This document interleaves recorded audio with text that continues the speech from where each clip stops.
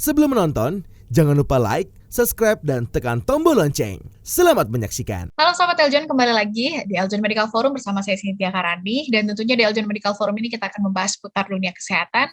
Hari ini kita akan bahas berkaitan dengan kesehatan hewan, yaitu khususnya pada anjing, bagaimana itu cacing dan juga kutu yang biasa diderita pada anjing. Akan kita bahas bagaimana mengatasinya, pengobatannya, kemudian juga beberapa pertanyaan-pertanyaan mengenai cacing dan juga kutu pada anjing. Bersama narasumber kita hari ini sudah hadir bersama saya Dr. Hewan Elizabeth Inike atau Dr. Ike dari Klinik Hewan Dian Malia. Halo Dr. Ike, apa kabar Dok? Halo, baik. Baik. Gimana Mbak kabarnya? Baik juga Dokter. Dokter, kita akan bahas soal kutu dan juga cacing pada anjing ya Dok? Yes. Oke, mungkin saya langsung ke pertanyaan pertama, dokter. Sebetulnya apa penyebab, kenapa sih anjing ini bisa kutuan gitu, dokter? Apa penyebabnya, dok? Jadi kutu ini kan kita sebutnya di dunia medis ini dengan ektoparasit ya. Nah, parahnya itu kalau pada hewan, nggak cuma hewan ya, semua makhluk hidup, ada beberapa jenis parasit nih. Ada yang ektoparasit, ada yang endoparasit juga yang akan kita bahas nanti, yaitu tentang cacing. Nah, kalau kutu sendiri, dapatnya dari mana ya sebenarnya? Jelas dari luar, maksudnya dari luar ruangan ya, luar rumah, luar kennel. Jadi dia sumbernya dari tanah. Pokoknya ketika anjing itu dia menapak di tanah kan, jalan, lari gitu, pasti intensitas dia untuk dapat kutu itu akan jauh lebih besar. Nah, kutu sendiri itu ada beberapa macam yang sering kita sebut kutu. Sebenarnya kan ada yang sebenarnya dia itu pinjal atau flea. Terus ada juga yang sebenarnya dia itu adalah caplak atau ticks. Dan yang ketiga, tungau. Nah, semuanya biasanya kita sebut itu dengan kutu. Dan mereka bertiga ini menginvestasi anjing dan kucing ini dengan letaknya macam-macam dan cara makannya juga macam-macam, tapi efeknya hampir semua bikin efek yang parah ke anjing dan kucing kalau tidak segera ditangani. Gitu. Terus untuk kutu sendiri, tadi yang caplak itu ya, dia atau yang kita sebut dengan ticks, itu dia paling kelihatan paling gede gitu. Kalau misalnya yang sering melihat atau punya peliharaan anjing pasti tahu kalau paling gede, paling bisa kelihatan dengan mata, terus bentuknya yang hampir mirip laba-laba, dia punya 8 kaki, dan dia saat menghisap darah itu benar-benar langsung menggelembung dia badannya. Nah, itu yang namanya caplak. Nah, caplak itu sekali bertelur dia bisa ratusan bahkan ribuan. Cuman dia kan nggak bertelur di tubuhnya anjing. Dia itu ke tubuh anjing cuman buat makan. Jadi saat dia udah kenyang, nyedot darah si anjing, dia akan turun dari tubuh anjing, terus dia ada di sela-sela kandang atau di karpet, yang di rumahnya punya karpet, di bawah kursi atau di sofa, dan dia akan istirahat atau resting di situ sambil dia bertumbuh. Nanti beberapa hari kemudian naik lagi ke tubuh anjing buat makan, terus dia akan turun, kalau dia betina dia akan bertelur. Nah, telurnya itu juga ada di lingkungan sekitar anjing. Maka dari itu proses untuk membersihkannya nggak cuma anjing dan kucing yang harus kita obatin, tapi lingkungan sekitarnya juga harus bersih dari kutu.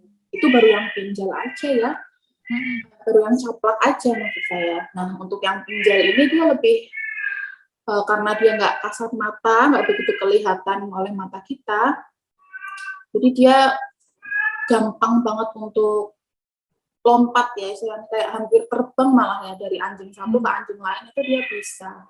Bahkan ke kita juga bisa, ke lompat ke kaki kita, kemudian kita pulang ke rumah dengan membawa pinjal itu, dan akhirnya anak bulu peliharaan kita juga ikut ketularan si pinjal itu. Untuk pinjal ini, dia bentuknya pipih, nggak seperti caplak yang hampir mirip laba-laba tadi ya. Dia pipih, terus kadang nggak kelihatan kasat mata. Terus kalau kita sering melihat ada kotoran di rambut anjing yang berwarna putih, ada yang berwarna hitam, itu adalah yang hitam itu adalah fesesnya si capla itu tadi, yang putih itu adalah telurnya. Jadi dia bertelur di tubuh anjing itu. Telurnya juga sangat banyak sekali bertelur, itu baru satu capla, kalau ada ratusan capla, bayangkan seberapa anemianya anjing atau kucing kita. Kemudian yang ketiga, itu tadi adalah tungau. Nah, yang satu ini kecil banget, semakin nggak terlihat oleh mata kita. Jadi kita harus, pengecekannya harus di lab, kita lihat pakai mikroskop baru kelihatan. Tungau ini namanya biasanya kita dengar dengan skabies, Sarcoptes scabies, sama ada juga Demodex pada anjing. Dan dia tipenya selain menyedot darah dan memakan debris itu, dia masuk ke dalam kulit anjing dan kucing, dan dia bikin rumah di situ, dan dia aktif saat malam hari. Jadi waktu malam hari dia keluar dari liangnya, baru makan debris kulitnya, kemudian darahnya, dan jadinya kulitnya akan rusak gitu karena dia hidup di dalam kulit itu, mengeras. Kemudian kalau ada infeksi tambahan juga dia makin berair karena ada tambahan infeksi bakterinya. Itu sih. Oke, jadi ada 3 jenis berarti tadi ya dokter ya, kutu itu. Dengan penyebabnya tadi kan dokter salah satunya adalah lingkungan, artinya saat anjing ini mungkin keluar gitu ya dokter ya, lingkungan yang nggak baik. Tapi untuk beberapa anjing yang dia di rumah, apakah bisa terkena juga dokter? Tapi gimana bisa dokter kalau misalnya dia sering di rumah, tapi kok masih juga terkena kutu ini dok? Ini juga yang sering ditanyakan juga kan di klien-klien, karena menurut mereka, anjing mereka adalah anjing yang indoor banget. Tapi seindoor-indornya anjing ya pasti dia akan diajak jalan juga sih, diajak jalan keluar, terus dia akan ketemu yang lain. Bahkan kalau nggak ketemu anjing lain pun, semisal jalan atau rumput itu habis dilewatin anjing, caplak kan tadi bisa turun dari tubuh anjing.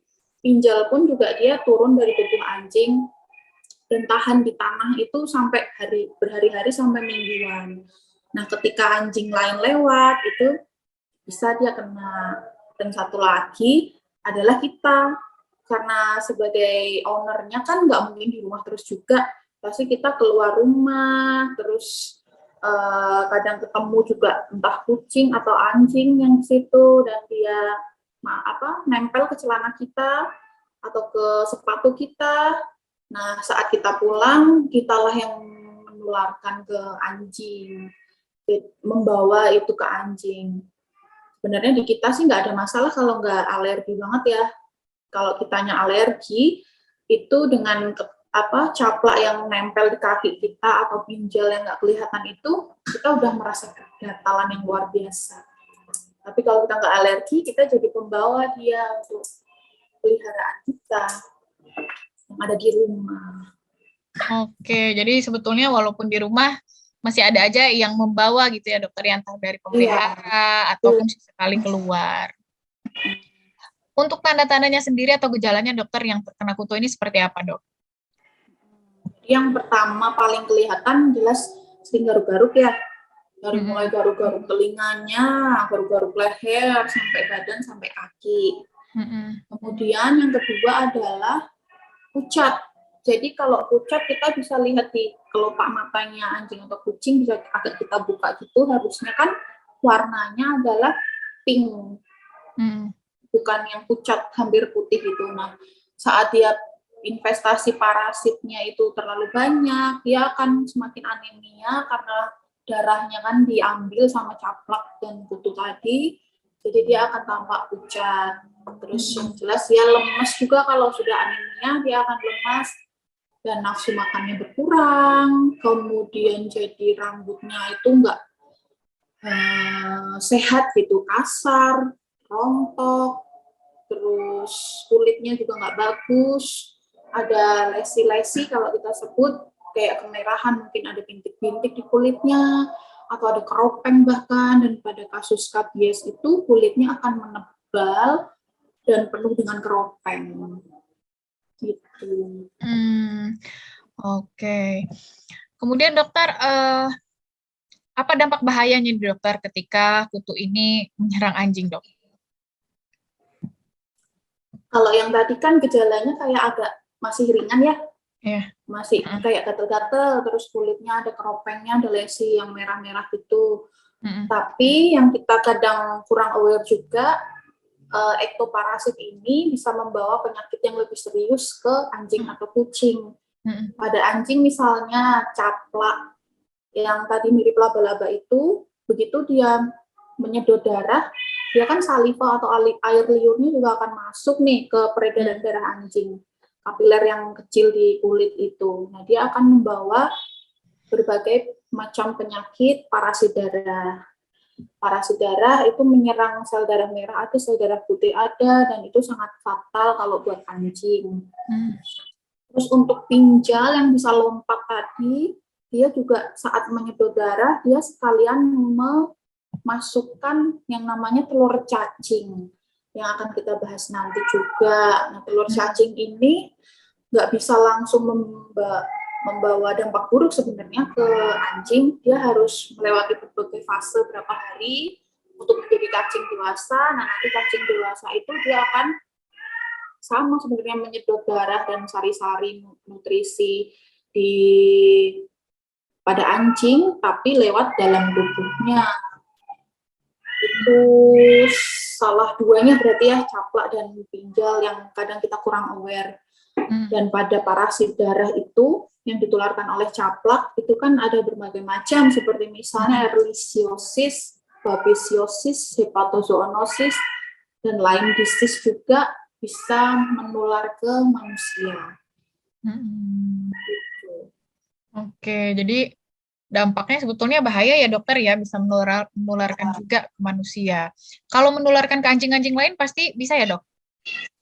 Pasti, segala macam itu dari mulai yang caplak, pinjal, sampai tungau itu sangat menular.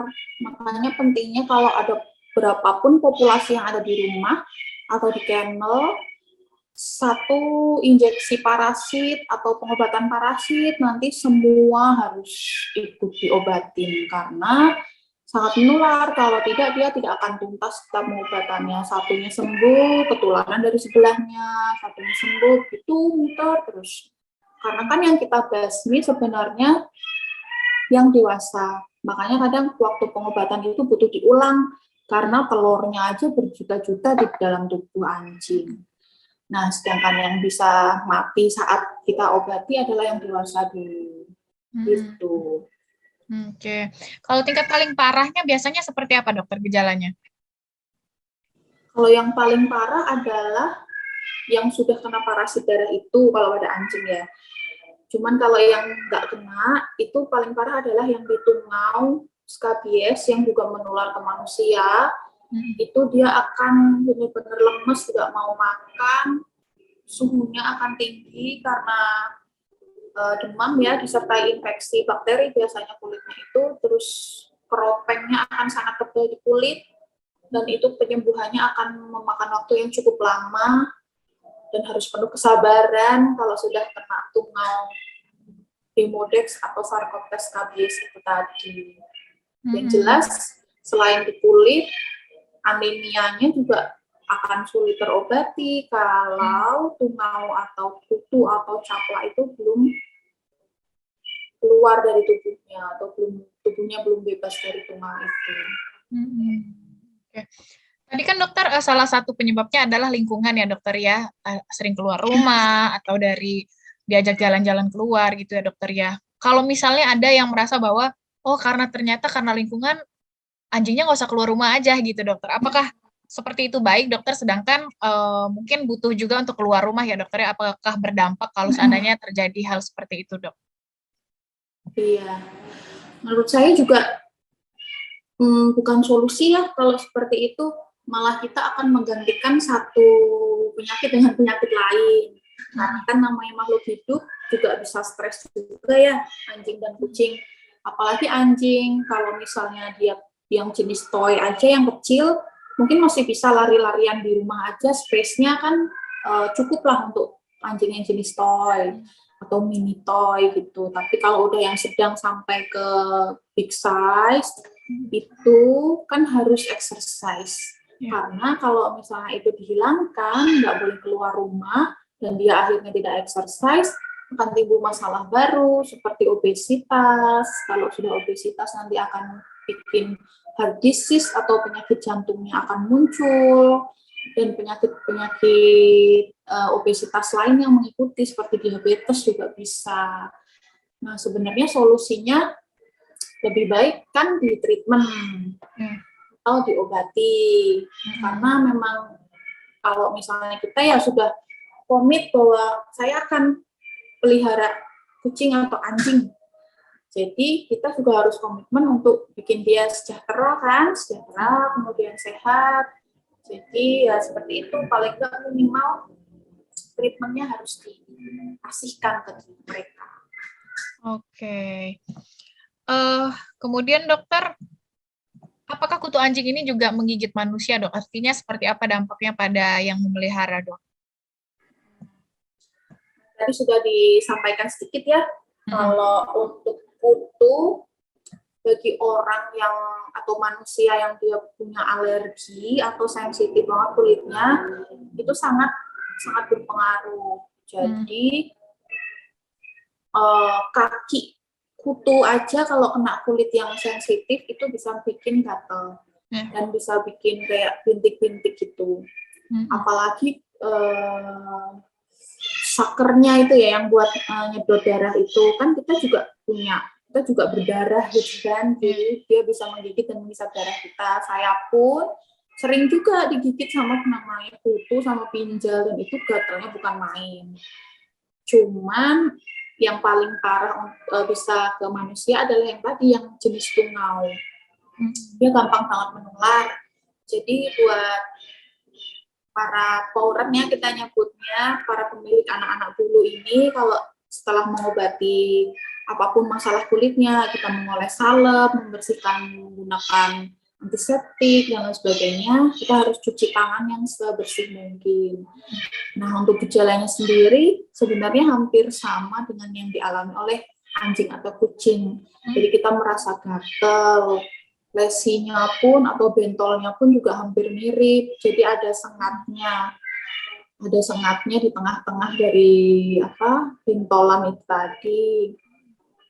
Kemudian kalau untuk tungau, kita nggak akan sampai keropeng gitu sih, karena kalau manusia kan gatal sedikit langsung pasti panik kan, kita segera mencari pertolongan pertama, salep atau ke dokter. Nah, sedangkan anak bulu ini yang mereka cuma mengisyaratkan dengan garuk-garuk telinga, garuk-garuk leher, nah, dan belum tentu pauran semua sadar kalau mereka lagi kena tungau nih. Jadinya biasanya datang ke klinik itu sudah menunjukkan gejala yang cukup parah, keropeng di telinga, keropeng di wajah gitu. Dan untuk manusia obatnya juga mudah kok, maksudnya nggak akan parah gitu kalau segera ditangani.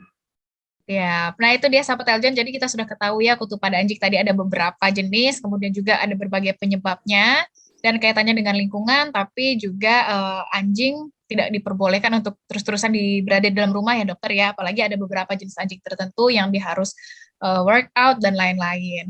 Dan bagaimana cara pengobatannya, kemudian juga kita akan bahas mengenai cacing pada anjing. Jangan kemana-mana, tetap di Eljon Medical Forum.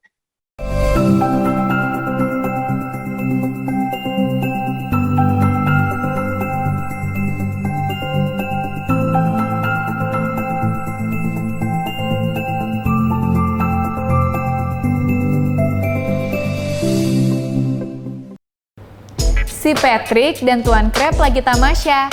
Diklik subscribe-nya ya.